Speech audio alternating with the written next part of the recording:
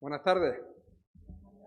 Dios les bendiga o les siga bendiciendo mejor, ¿verdad? Dios no ha parado de bendecirnos desde aquel día en el que nos arrepentimos de nuestros pecados y le entregamos a Él nuestra vida, pero mi deseo es que Dios siga bendiciéndote cada momento, en cada instante. Quiero dar las gracias al grupo de alabanza. De verdad se ve que esto lo mueve Dios, porque en realidad no haría falta que pusiéramos estos primeros 4 versículos de este salmo, solo con el mensaje que hemos recibido de parte de estos cánticos, ya la enseñanza está más que impartida, ¿verdad? Pero bueno, ya que me invitaron, voy a recalcar más y ya expongo estos primeros 4 versículos. Quiero traer un saludo, antes que se me olvide, de parte de la Iglesia Maranata en Gran Canaria, en vecindario. Somos iglesias hermanas y bueno, nos gozamos en la obra de Dios en La Palma, en que aquí hay un núcleo que es sal, que es luz en medio de tanta oscuridad espiritual.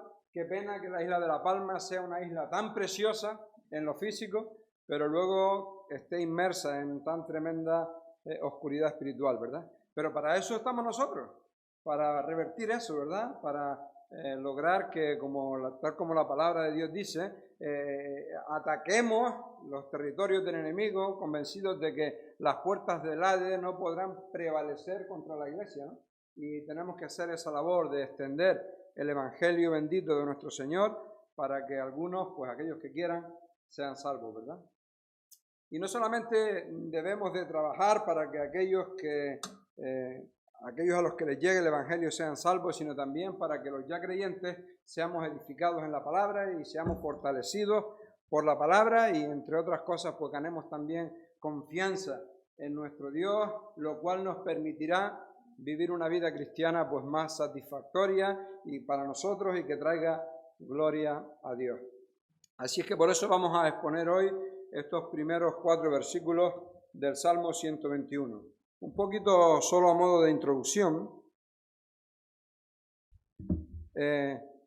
para situarnos, decir que este Salmo 121, junto con otros 15 salmos, desde el Salmo 120 a un poquito más adelante, el Salmo 134, corresponde a un grupo específico de salmos que se llaman los salmos graduales. Los salmos graduales o los salmos de la ascensión, porque son salmos que se recitaban o se cantaban mientras los peregrinos subían a Jerusalén para las fiestas. Jerusalén estaba a 800 metros sobre el nivel del mar y desde cualquier lugar de la nación que fueses a Israel, tenías que ir subiendo a Jerusalén, tenías que ir subiendo, ¿verdad? Y mientras subían, gradualmente, según iban subiendo, iban cantando estos salmos que por eso les llaman salmos graduales o salmos de la ascensión o salmos del peregrinaje, depende de quién sea, pues los llama de una forma o de otra, ¿verdad? Y estos salmos nos vienen muy bien para hoy y son muy actuales para hoy porque nosotros vivimos una realidad muy similar a la que se vivía en aquella época, a la que se vivía en aquellos días. La adversidad es tremenda en cada una de nuestras vidas, ¿verdad? La crisis sanitaria, de la que te voy a decir yo, que tú no sepas, ¿verdad? Nos tiene en completa incertidumbre, no sabemos qué va a pasar mañana, parece que las cosas van a mejorar, pero lo que hacen es que empeoran, en parte por culpa nuestra, todo se ha dicho, pero bueno, en parte porque esto funciona así y actúa de manera que no entendemos. Los gobiernos parece que no son capaces de tomar decisiones que realmente nos ayuden. El hecho de vivir esta crisis sanitaria lleva aparejada otra crisis, la crisis económica, que está destruyendo nuestras economías, que está creando una incertidumbre de cara al futuro entre nuestros jóvenes que no ven futuro, que no ven salida, que no saben qué hacer, ¿verdad? Miramos a nuestra sociedad y la falta de valores nobles, de valores bíblicos, es evidente, y no solamente es evidente la falta de valores, sino que es evidente el trabajo, la lucha ardua que se hace para ir en contra de los valores bíblicos, tratando de manipular las mentes de nuestros niños con la ideología de género permitida y promovida por gobiernos impíos, que bueno, oramos por nuestros gobernantes, pero la realidad es que no tienen conocimiento del Evangelio y ahí están permitiendo estas cosas que son tan devastadoras para nuestra sociedad. De hecho, la iglesia es vista como un peligro para la sociedad.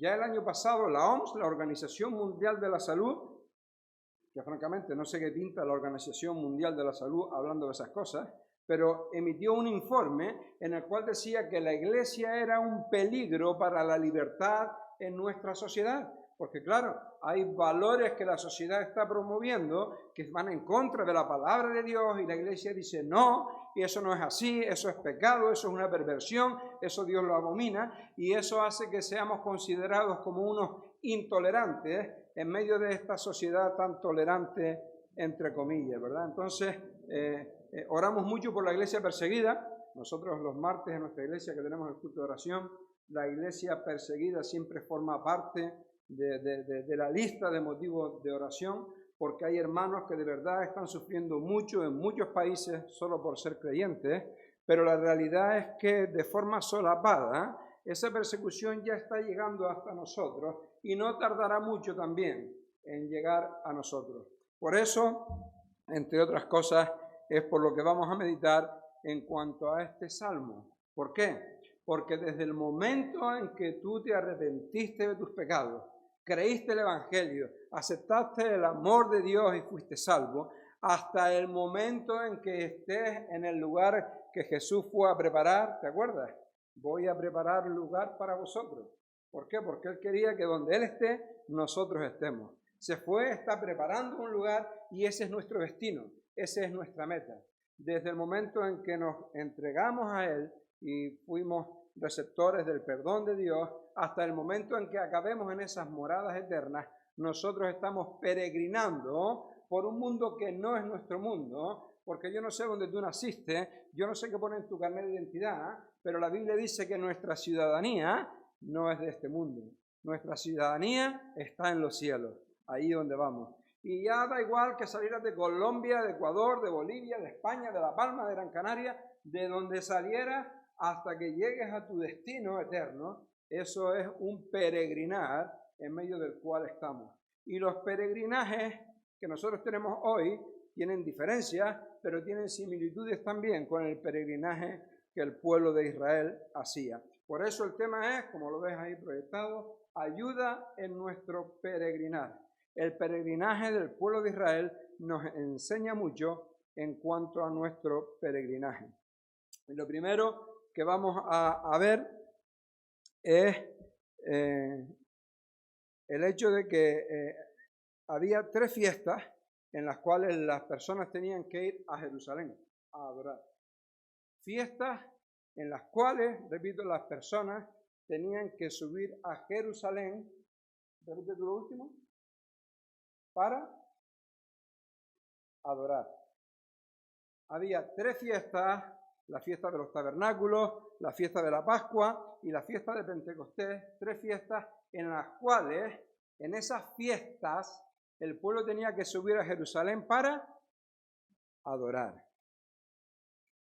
Y es curioso el cambio de chip que hoy tenemos en nuestra sociedad. Hoy se asocia la fiesta con hacer cosas que le dan gusto a la carne, que le dan gusto al cuerpo. Por eso en las fiestas en nuestra sociedad abunda el alcohol, abundan las drogas, abundan los preservativos. Pero estas personas, el pueblo de Dios, asociaba la fiesta con, dilo tú, la adoración a Dios. Por eso qué sabio eres. Bienvenido.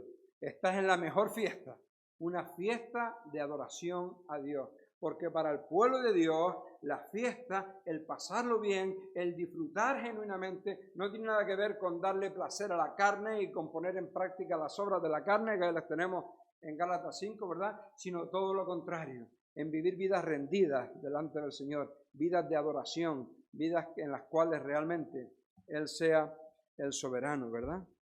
Y eso es algo que tenemos que tener pues muy presente, nuestro sentido. ¿Qué es lo que para ti es una fiesta? Hay personas que dicen, no voy al culto porque son aburridos. El culto no es para divertirte, ¿verdad? El sentido que encontramos en el culto es ese sentido de entrega, porque nosotros mismos venimos como ofrenda de olor fragante para entregarnos al Señor. igual que estos peregrinos, cuando ascendían a Jerusalén, llevaban sus ofrendas de adoración al Señor con un corazón dispuesto a alabarle y adorarle. Ellos tenían que subir por diferentes caminos. Recordemos que los caminos allí no eran caminos como los de ahora. Entonces, según la situación geográfica en la cual te encontrabas, tú te reunías con tu familia, que era todo un clan. Hoy nuestro concepto de familia es el padre, la madre y los hijos, pero en los tiempos bíblicos, un hijo cuando se casaba traía a la esposa al hogar, que se ampliaba, si había que hacer una habitación más se hacía, si en fin lo que fuera, y los hijos iban casándose, iban trayendo a sus esposas a los hogares. Los hijos de esos hijos, pues a su vez cuando se casaban seguían trayendo, y así era normal que convivieran en un mismo núcleo familiar hasta 4 o 5 generaciones. Era ya un clan, una tribu, era algo voluminoso, ¿no? Por eso a poco que se juntaran 2 o 3 familias ya había una caravana tremenda para subir juntos a adorar a Jerusalén. Si hablo muy alto me dicen y intento bajar la voz. Aunque si me lo pueden bajar ahí, mejor, porque yo tiendo siempre a gritar. Bien. Decíamos que estas personas se reunían por el camino cantando estos cánticos graduales, estos salmos graduales como el que hemos recitado hoy, del Salmo 121, mientras subían de camino a Jerusalén, en su peregrinaje a Jerusalén. Nosotros hoy, como dijimos antes, también somos peregrinos, aunque ya no peregrinamos hacia la Jerusalén terrenal como ellos peregrinaban. Gracias al sacrificio de Cristo, nuestro peregrinaje es hacia la Jerusalén celestial, hacia ese lugar que Jesús está preparando para nosotros, pero salvando algunas diferencias. Por eso digo que nosotros somos igual de peregrinos que ellos. Ellos eran peregrinos, nosotros también somos peregrinos porque vamos desde un lugar que no es nuestro mundo, porque Jesús nos advirtió, nos recordó que no somos de este mundo y vamos a lo que sí que es nuestro hogar celestial, ¿verdad? Así que aunque nuestro peregrinaje sea otro, somos también peregrinos. Así que haríamos bien en tener esta mentalidad de peregrinos, porque nuestra ciudadanía no está en este mundo, sino que está en los cielos. Y tú y yo anhelamos llegar a casa, al igual que el pueblo de Israel anhelaba llegar a la Jerusalén terrenal para tener allí aquellos cultos preciosos de adoración. Y cuando el pueblo de Israel iniciaba ese peregrinar hacia la Jerusalén terrenal, pasaba por muchos peligros, por diferentes peligros, principalmente por 3 peligros. Un peligro ya estaba en el propio camino en sí. Los caminos en la época no eran abiertos por palas, ni por tractores, ni con ingenieros, sino que eran caminos pues muy angostos en muchos lugares, muy peligrosos, que podías pisar piedras que salieran rodando y tú salir rodando con ellos. El solo hecho de transitar por los caminos para subir a Jerusalén a adorar de aquellos tiempos, pues ya lo hacía peligroso. Y nuestra vida cristiana, nuestro tránsito por este mundo es también un lugar peligroso, ¿verdad? Porque nos advierte Pedro que nuestro adversario, el diablo, mientras tú y yo estamos esforzándonos por peregrinar bien en nuestro peregrinar, es decir, por vivir una vida cristiana agradable al Señor, conforme a su palabra, nos advierte Pedro que hay un adversario, vuestro adversario, el diablo, como león rugiente, anda alrededor tuyo, buscando ¿qué cosa? Buscando a quien devorar, buscando la manera de darte el zarpazo para arruinar tu vida espiritual.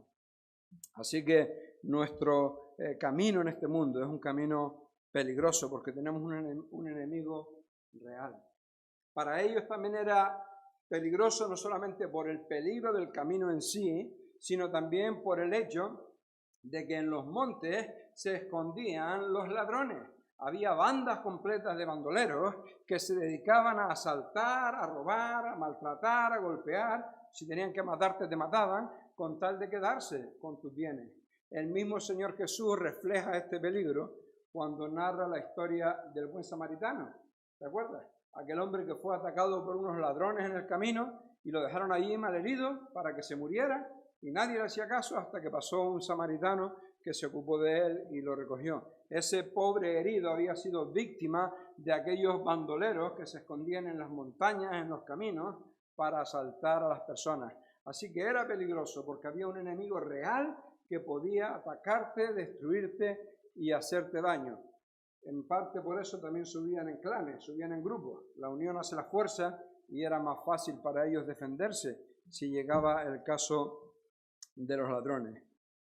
El mundo nos odia y trata de hacernos daño, porque somos, como decíamos antes, la voz de Dios en medio de un mundo que está dominado por Satanás, el diablo, porque Satanás es el príncipe de este mundo. Y si bien es verdad que Dios es el Dios lo gobierna todo, Dios es el soberano, hay un elemento, hay un enemigo espiritual que está tratando de destruir nuestras vidas y utiliza nuestra sociedad pues para ponernos en contra, para ridiculizarnos muchas veces. Cuando tú hablas con tus amigos y hablas de los valores del Evangelio, de lo que la palabra de Dios dice, no eres muchas veces objeto de burla, que tratan de acallarte o se molestan contigo o te tachan de lo que sea, ¿verdad? Este mundo trata de anularnos, de ridiculizarnos, de dañarnos, ¿verdad? Que es otro de los peligros con los que nos encontramos en nuestro peregrinar. Así que era un peligro por los caminos en sí, era un peligro por los ladrones que había en los caminos y era un peligro también para la nación, porque en esta fiesta todo el mundo subía a Jerusalén para adorar. Y cuando digo que subía todo el mundo, es que subía todo el mundo. No quedaba quien defendiera la nación, no quedaba quien estuviera en las fronteras para evitar que los enemigos entraran. Era un momento clave en el cual si alguien se lo hubiese planteado, podía haber invadido con toda facilidad Israel. Sin embargo, el cuidado y la protección de Dios lo podemos ver en que en estos tiempos de las fiestas de Israel, cuando la ciudad quedaba, digamos, a expensas del enemigo, porque todos se iban, pues, gracias, porque todos se iban, pues en ningún momento en la historia Dios permitió que ningún enemigo entrase e invadiese la nación. Porque el cuidado y la protección de Dios, cuando su pueblo está haciendo su voluntad, está haciendo lo que debe hacer, está centrado en la adoración a Dios, es segura. Y ellos pudieron experimentarlo y sentirlo, ¿verdad? La vida cristiana, nuestro peregrinar por este mundo en dirección a nuestro hogar celestial, hacia la Nueva Jerusalén, no es fácil, como tampoco lo fue para los peregrinos de la época del Salmo 121.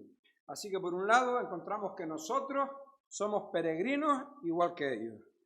Y por el otro lado encontramos que nuestro peregrinar no es un peregrinar fácil, no es un peregrinar sencillo, sino que es un peregrinar que está lleno de dificultades, porque tenemos enemigos alrededor nuestro que tratan de ponernos lo difícil. Ya el Señor Jesús nos lo advirtió, ¿verdad? En el mundo tendréis, ¿qué cosa? Aflicción. Yo escucho muchos mensajes de que cuando tienes al Señor, que todo te va a ir bien, que la enfermedad no tocará tu morada, que yo no sé qué Biblia leen. La mía dice que si somos creyentes vamos a tener aflicción en este mundo, ¿verdad? Podemos tener aflicción como parte de la disciplina de Dios porque estamos en pecado y Dios en su amor nos disciplina.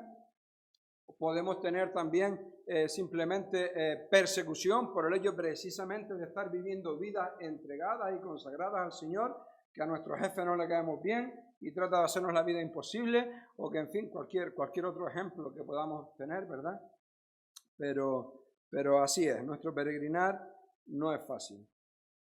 Y lo primero que vamos a ver en los versículos 1 y 2 es que en el Señor y solo en el Señor y no en otro que en el Señor tenemos la ayuda necesaria para nuestro peregrinar. Dicen los versículos 1 y 2. Alzaré mis ojos a los montes. ¿De dónde vendrá mi socorro? Es la pregunta. Fíjate que él lleva a cabo una acción, el salmista, que inmediatamente ocasiona en él una pregunta. Alzaré mis ojos a los montes. Y la pregunta que se le viene a la mente al mirar los montes es ¿de dónde vendrá mi socorro? En el Salmo 2, en el versículo 2 tenemos la respuesta, ¿verdad? Mi socorro viene de Jehová, que hizo los cielos y la tierra. Es curioso que mirar a los montes le llevara al salmista a hacerse esta pregunta: ¿de dónde vendrá mi socorro? ¿No? Esto podría ser por tres cosas. A mí me ha pasado que miro los montes o miro otra cosa, miro la inmensidad del mar, miro parte de la creación de Dios y eso me lleva automáticamente a reflexionar en lo maravilloso que es mi Dios, ¿verdad? Señor, tú creaste todo esto, ¿verdad? Y mi mente va a reflexionar en cuanto a Dios, pero sin embargo no ocasiona en mí temor. ¿De dónde vendrá mi socorro? ¿Quién me ayudará aquí en medio de esto? Entonces, es posible que esa reacción, esa pregunta fuera causada por el hecho del peligro que dijimos antes que había en este camino. En los montes se escondían bandoleros. Si viene ¿cómo se llama? Una banda de asaltantes que viene hacia mí ahora y surge de cualquier piedra, de cualquier esquina, de cualquier cima, ¿qué hago? ¿A quién clamo? ¿Verdad?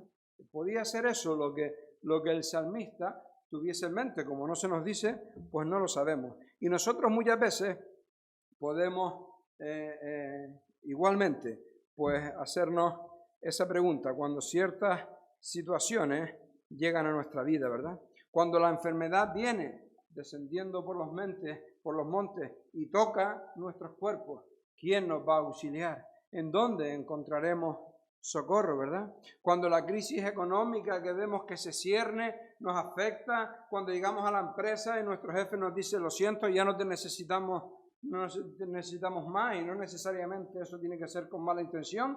Pues si la empresa no puede, y tú piensas ir al alquiler, y la hipoteca, y esto y lo otro, y todo lo que tengo. Cuando esa situación llega a nuestra vida, ¿quién nos va a ayudar? ¿Quién será nuestro socorro, verdad? Cuando un problema familiar parece insolucionable, ¿quién va a ser quien nos ayude? El salmista nos lo recuerda claramente: mi socorro viene de Jehová, que hizo los cielos y la tierra. ¿Vendrá algún falso Dios a ayudarte, a ayudarme en esas situaciones críticas y negativas? No, ningún Dios vendrá solo Jehová, el Dios creador. Y digo esto porque en los montes, recordamos que en los momentos bajos, espiritualmente hablando, de la nación de Israel, muchas veces el pueblo de Dios sucumbió en la adoración a falsos dioses. Adoraban a las estrellas, adoraban diversos animales, adoraban el sol y la luna. Y esos lugares eran adorados, esos falsos dioses eran adorados en los lugares altos, nos dice el Antiguo Testamento. Y los lugares altos no son otra cosa que los altares que hacían en los montes. Entonces los montes eran también un lugar de adoración a los falsos dioses. Y en este momento de peregrinar, cuando el salmista mira a los montes, dice: ¿de dónde vendrá mi socorro? Muy bien, podía estar diciendo: ¿quién va a ser mi ayuda? ¿Algún falso dios? No, la respuesta viene rápido, como ya vimos. Mi socorro viene de Jehová, el que hizo los cielos y la tierra. No se contenta con dar el nombre por el cual es conocido en el Antiguo Testamento, sino que además nos da una descripción de su poderío. El que creó todo lo que existe. Creó incluso esos montes en los que se esconden los forajidos y en los que se adoran los falsos dioses. Todo eso lo creó Él. Él es el Dios verdadero. Él está por encima de cualquier otro Dios, simplemente porque no hay otro Dios. Lo que hay son falsos ídolos, falsos dioses, ¿verdad? Y Él tiene esa convicción, el salmista, de que es Dios quien lo ayuda y no hay ningún otro. En nuestra época también abunda esa falsa espiritualidad. Nunca antes ha estado tan de moda lo espiritual. Lo que pasa es que lo falso espiritual, ¿no? Las tendencias de la nueva era, las filosofías orientales, el horóscopo, todo este tipo de cosas. El salmista tiene claro que nada de eso es útil, que nada de eso le puede ayudar. Su confianza está puesta en Jehová, el que hizo los cielos y la tierra. El Dios verdadero, solo Él es nuestro ayudador. ¿De dónde vendrá mi socorro? ¿Quién me auxiliará en este peregrinar mío? Mi socorro viene de Jehová, que hizo los cielos y la tierra. Aquel de quien Jesús dijo a sus discípulos, es decir, a ti y a mí, o aquel de quien Jesús dejó por escrito, para que no se nos olvide, mi Padre es mayor que todo, y nadie nos puede arrebatar de la mano de mi Padre. Así que en nuestro peregrinar estamos seguros en la mano de Dios. Es importante que tenemos esto claro. No podemos buscar ayuda en ningún otro porque en ningún otro la vamos a encontrar. Pero si vamos a Jehová, Dios de los cielos, en Él encontramos nuestra ayuda, nuestra protección, y Él se encarga de llevarnos a salvo. Y además, Él también nos aseguró, yo estoy con vosotros todos los días, hasta el fin del mundo. O sea, no solo nos lleva, sino que va con nosotros, ¿verdad? Lo cual quiere decir que Dios está comprometido a guardarnos, a guiarnos, a llevarnos en este peregrinar nuestro hasta nuestro destino final. Eso es lo que esto quiere decir.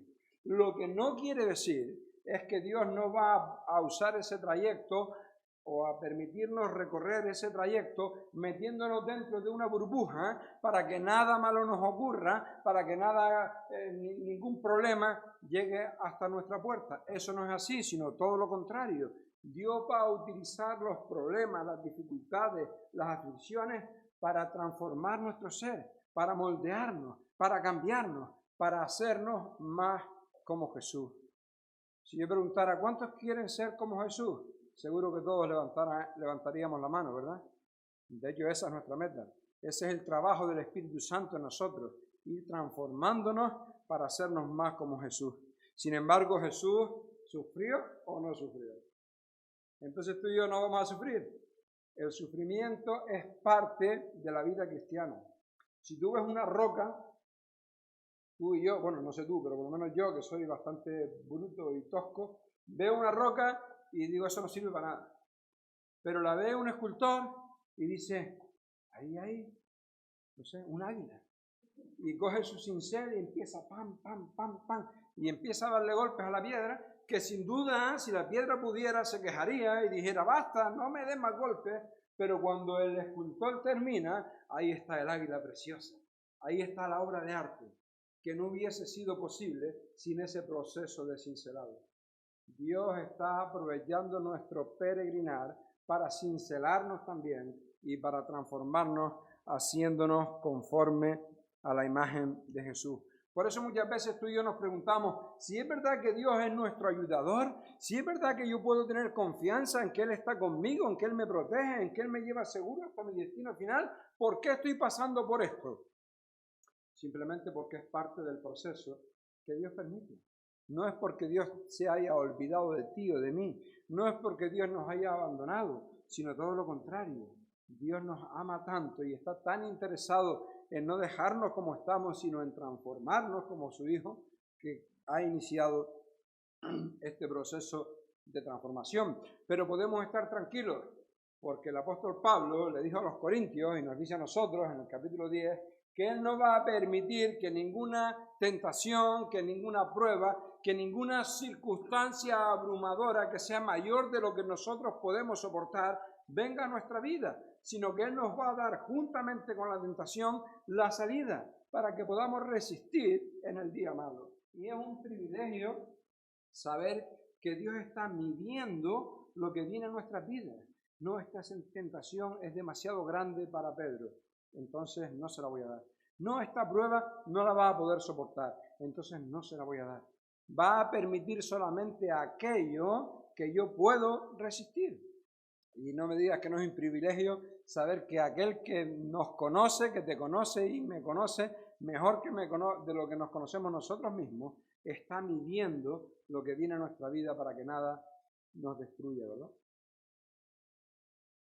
Así es que cuando la tentación viene a nuestra vida, cuando una situación adversa viene a nuestra vida y sucumbimos, no es porque la tentación haya sido más fuerte de lo que podamos soportar, porque tenemos el compromiso de Dios de que eso no va a ocurrir, sino que es porque nosotros hemos apartado nuestra mirada de Jehová, el Dios que hizo los cielos y la tierra, y la hemos puesto en otra cosa, y por tanto hemos fallado, ¿verdad? Y eso es algo que hemos de tener en cuenta.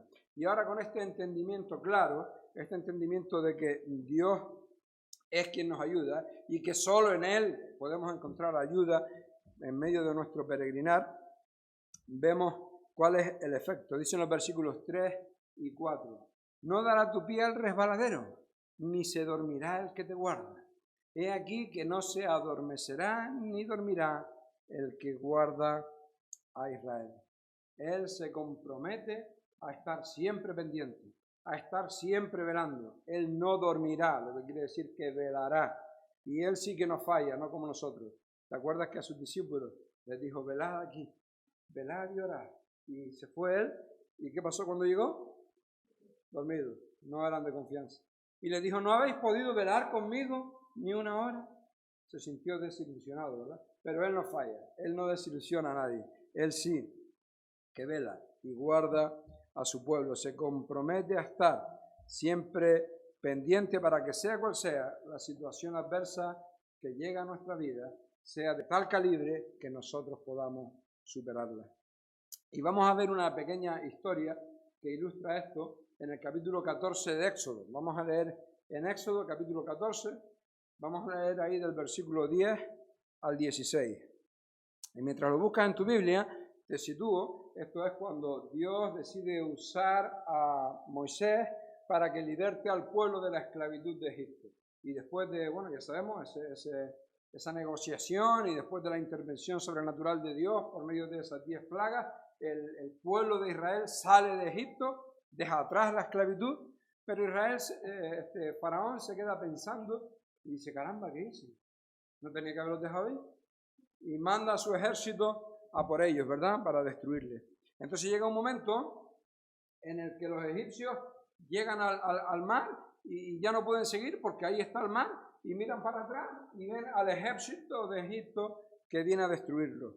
Y ahí encontramos, ya lo tenemos, Éxodo 14, en el versículo 10, dice, cuando Faraón se hubo acercado, los hijos de Israel alzaron sus ojos y he aquí que los egipcios venían tras ellos, por lo que los hijos de Israel temieron en gran manera y clamaron a Jehová y dijeron a Moisés, ¿no había sepulcros en Egipto que nos has sacado para que muramos en el desierto? ¿Por qué has hecho así con nosotros, que nos has sacado de Egipto? Hicieron lo típico, buscó un culpable. Aquí estamos. ¿No es esto lo que te hablábamos en Egipto diciendo, déjanos servir a los egipcios? Porque mejor nos fuera servir a los egipcios que morir nosotros en el desierto. Y Moisés dijo al pueblo, no temáis, estad firmes y ved la salvación que Jehová, el que hizo los cielos y la tierra, hará hoy por, eso lo pongo yo, ¿no? Que hará hoy por vosotros. Porque los egipcios que hoy habéis visto, nunca más para siempre los veréis. Jehová peleará por vosotros y vosotros estaréis tranquilos.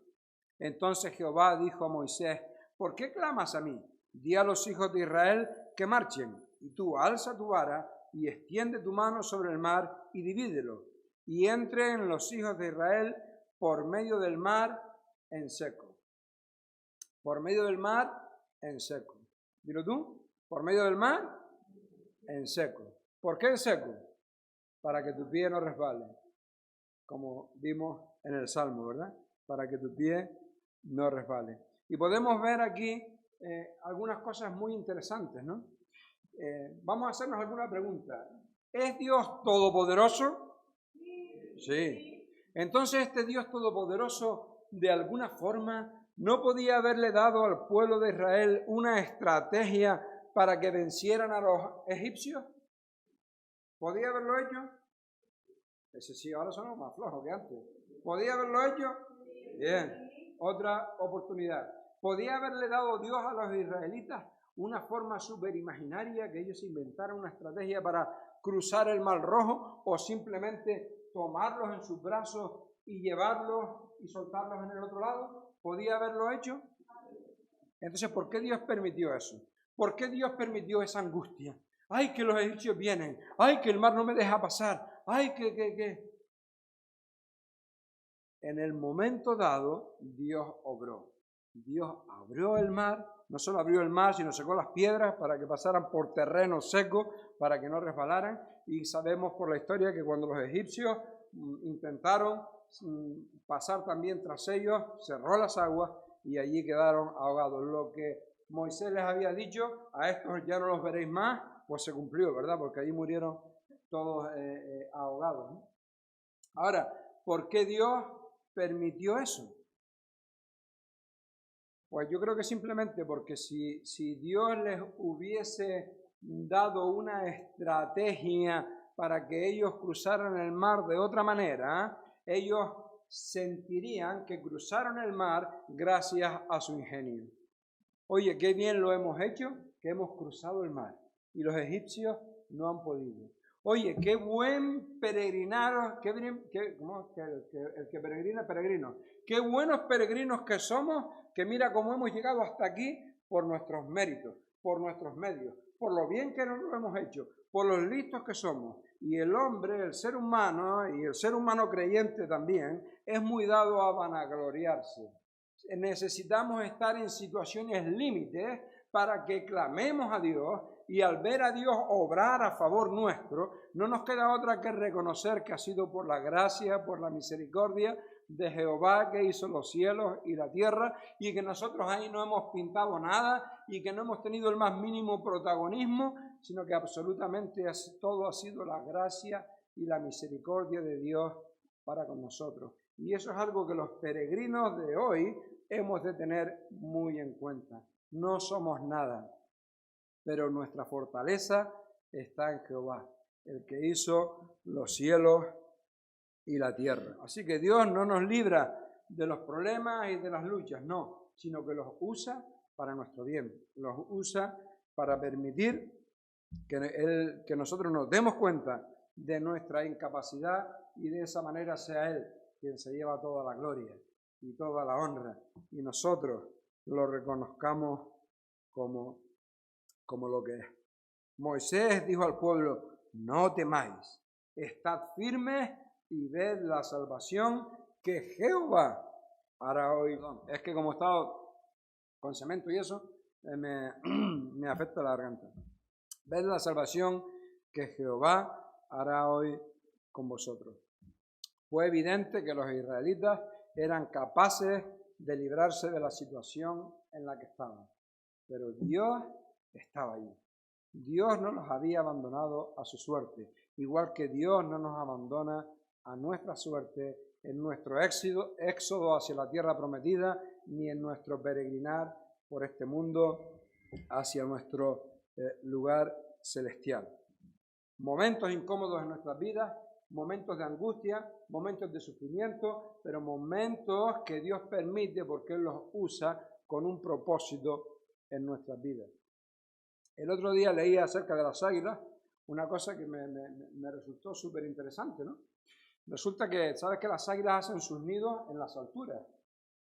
Y lo hacen primero con ramas, con una especie de estructura de ramas, y luego pues le ponen cosas más suaves, como pinocha o... No, pinocha no, ¿cómo es? Pinillo, ¿cómo es? ¿Se entiende, no? Cosas suaves. Y allí ella pone sus huevos, y allí ella pasa horas calentando a sus polluelos, y sus aguiluchos se llaman, ¿no? Los polluelos. Y cuando ellos nacen, ella sale a buscarles la comida y les trae la comida al nido y se encargan de que nada le falte a los polluelos. Pero hay un momento en la vida del polluelo en la que ya se ha desarrollado lo suficiente y tiene que aprender a volar. Y hay polluelos que practican y que luego salen del nido y vuelan, pero hay polluelos que se acomodan a estar en el nido. Y hay un peligro porque si pasa determinado tiempo y aún no han volado, sus alas se atrofian y ya no son capaces de volar. Entonces, ¿qué hace la madre águila? Primero quita todo objeto cómodo que ha usado para fabricar el nido, la pinocha, todo eso, para que el nido deje de ser un lugar de confort para el polluelo y un poco forzarlo a que deje el nido. Y si no lo hace, ¿sabes qué hace la madre? Lo empuja. lo tira fuera del nido. ¡Qué mala es la madre águila, ¿verdad? Pensará el polluelo. Mi madre me tiró del nido, ¿no ve que voy? Y la madre está atenta. Y si el polluelo va llegando al suelo y aún no ha volado, lo coge como cuando caza un eso, lo coge y lo vuelve a subir a las alturas. Ah, menos mal, se lo pensó mejor. No, pero no es para llevarlo al nido, es para soltarlo y que vuelva a caer, porque necesita ese estímulo para aprender a volar. Si no lo hace así, no aprende a volar. Y poco después lo ve volando, águila majestuosa. ¿Por qué? Porque la madre lo ha metido en ese lío. No porque no lo quiera, sino por su bien. Y Dios permite que nosotros pasemos también a veces por sentimientos como el que pasa el aguilucho cuando va cayendo, porque Él quiere hacer una obra en nuestras vidas. Y Él necesita eso para que, Él quiere hacer eso para que nosotros podamos verlo trabajando en nuestras vidas. Mientras el polluelo va cayendo, o el aguilucho va cayendo, pensando que mala es su madre y cómo ha querido destruirla, el águila está acechando para no permitir que caiga en tierra, sino rescatarle a tiempo. ¿Cuántos de los que hay aquí salieron de su casa y llegaron bien aquí? ¿Tú solo? Ah, bien. ¿Eres consciente de la cantidad de cosas terribles que podían haberte pasado en el trayecto? Pero Dios te ha guardado, Dios te ha cuidado. A veces estamos tan acostumbrados a las bendiciones de Dios que no nos damos cuenta de su mano protectora sobre nuestras vidas. Has ido a tu trabajo y has desempeñado una jornada laboral completa y has vuelto a tu casa, ¿cuántas veces? Un montón de veces. Y nunca, bueno, no alguna vez a alguno le ha pasado algo, pero ¿cuántas veces lo has hecho y nunca te ha pasado nada? ¿Eres consciente de que eso es porque la mano protectora de Dios ha estado sobre tu vida? Cuando tus hijos o tus nietos o tus sobrinos van al colegio y vuelven a casa, ¿te imaginas cuántas cosas terribles podían haberles ocurrido por el camino? Y no les ha ocurrido ninguna, porque la mano protectora de Dios ha estado sobre ellos. Hemos de ser conscientes, hemos de tener en cuenta en nuestras vidas que en las circunstancias cotidianas, en las circunstancias normales, también la mano de Dios está sobre nosotros. Nosotros solo nos acordamos de Dios cuando estamos en circunstancias difíciles. Dios mío, ayúdame en esto. Pero Dios se está acordando de nosotros siempre. Está con nosotros siempre. Está guardándonos, cuidándonos, guiándonos siempre. Porque Él es nuestro refugio. Porque Él es nuestra protección. Y efectivamente, la palabra de Dios nos enseña que hay muchas cosas que no nos ocurren por el cuidado cotidiano de Dios para con nosotros. Qué privilegio tenemos los peregrinos del siglo XXI. Repito, qué privilegio tenemos los peregrinos del siglo XXI. Pero el privilegio lo tenemos los peregrinos del siglo XXI, porque en el siglo XXI los que son peregrinos verdaderos, peregrinos auténticos, como la palabra de Dios dice, son aquellos que se han arrepentido de sus pecados y que han entregado sus vidas al Señor porque han creído el Evangelio de Jesucristo. El hecho de que, mereciendo la condenación, Cristo vino al mundo y murió en la cruz del Calvario para pagar por nuestro pecado. El que no había hecho pecado, fue hecho pecado por ti y por mí. Pero si tú aún no estás, por decirlo de alguna manera, en esa categoría, si no estás en ese grupo, simplemente porque aún sigues viviendo la vida a tu manera, aún sigues considerándote el dueño y señor de tu vida, vives según tus propios criterios y tus propios principios, sin tener en cuenta ni a Dios ni a su palabra, déjame decirte que tú no eres un peregrino. Bueno, también eres un peregrino, pero no vas rumbo al hogar celestial, vas rumbo a la condenación eterna. Y tengo que decírtelo porque no conozco a todos los que están aquí y es lo que la Biblia dice. Aquellos que no se han arrepentido de sus pecados, aquellos que no han creído el Evangelio de Jesucristo, aún están, en palabras de la Biblia, muertos en delitos y pecados, lo cual es un sinónimo de condenados al infierno eterno. Por eso arrepiéntete y cree, para que puedas pasar a ser un peregrino hacia el hogar celestial. Y Jehová, el creador de los cielos y de la tierra, sea tu Señor, pero sea también tu ayudador para llevarte con fidelidad al hogar celestial. Que Él nos ayude a cada uno de nosotros a mantenernos firmes en nuestro peregrinar con la mirada puesta en Él.